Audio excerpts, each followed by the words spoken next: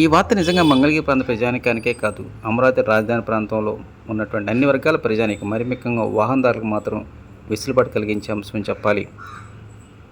పగలు రాత్రి తేడా లేకుండా నిత్యం ట్రాఫిక్ కబందస్తాల్లో ఇరుక్కున్నటువంటి వారితో పాటు అతి తక్కువ సమయంలో గమ్యస్థానం చేరడానికి ఎంతగానో ఉపయోగపడేటువంటి రైల్వే ఓవర్ బ్రిడ్జి నిర్మాణ పనులకు కేంద్ర రైల్వే శాఖ పచ్చ జెండా ఊపిందనేటువంటి వార్త మాత్రం ఈ ప్రాంత ప్రజానికానికి మాత్రం ఎంతో ఆనందాన్ని కలిగిస్తూ ఉంది.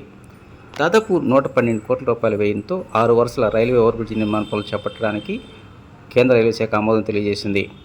ఇక రాజధాని నగర ప్రాంతాన్ని నుంచి తూర్పు చెన్నై కలకత్తా జాతీయ రహదారికి 2 ప్రధానమైనటువంటి రోడ్లను అనుసంధానం చేస్తూ ఉన్నారు. ఈ 2 రోడ్ల యొక్క నిర్మాణ పనులు ఇప్పటికే ఏడీసీ అంటే అమరావతి డెవలప్మెంట్ కార్పొరేషన్ ద్వారా జరుగుతున్న విషయం మనకు తెలుసు. వాటిలో కీలకమైనటువంటి E13, E15 ఈ 2 మంగళగిరి నగరం గుండానే వెళ్తూ ఉన్నాయి.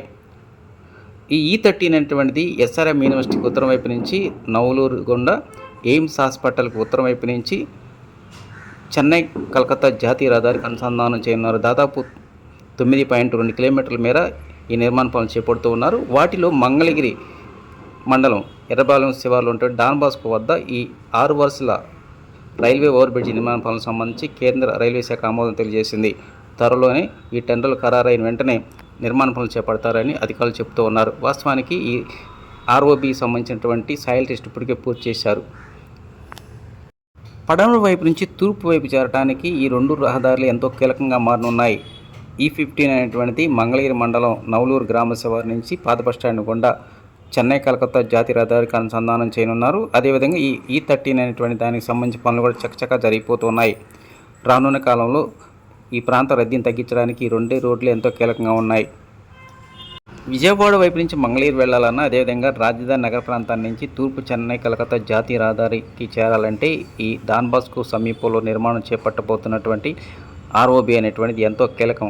కారణం అటు రాజధాని ప్రాంతం అంటే నవలూరు, కురగల్లు, బేతపూడి ప్రాంతానికి చెందినటువంటి అన్ని రకాల ఉద్యోగస్తులు, అదేవిధంగా విద్యార్థులు, సాధారణ ప్రజానికం కూడా ఈ ROB గుండా తూర్పు చెన్నై కలకత్తా జాతీయ రహదారి చేరే అవకాశాలు ఉన్నాయి. వాస్తవానికి ఇప్పటి వరకు మంగళగిరి నుంచి ప్రకాశం బ్యారేజీగా విజయవాడ వెళ్ళాలంటే నిత్యం ట్రాఫిక్ కష్టాల నేపథ్యంలోనే ఇది మాత్రం ఎంతగానో వెసులుబాటుగా ఉంటుంది. అదేవిధంగా ఒక పక్కన ఎయిమ్స్ హాస్పిటల్ ఉంది. అటు ఎయిమ్స్ హాస్పిటల్కి వెళ్ళేటువంటి వారికి కావచ్చు, లేదంటే దీనికి దక్షిణ వైపున రైల్వే స్టేషన్ ఉంది. ఇట్లా అన్ని హంగులు ఉన్నటువంటి ప్రాంతంలో ఈ ROB నిర్మాణం అనేటువంటిది అన్ని వర్గాల ప్రజానీకానికి మాత్రం ఎంతగానో ఉపయోగపడుతుంది అనేటువంటిది మాత్రం నిజం.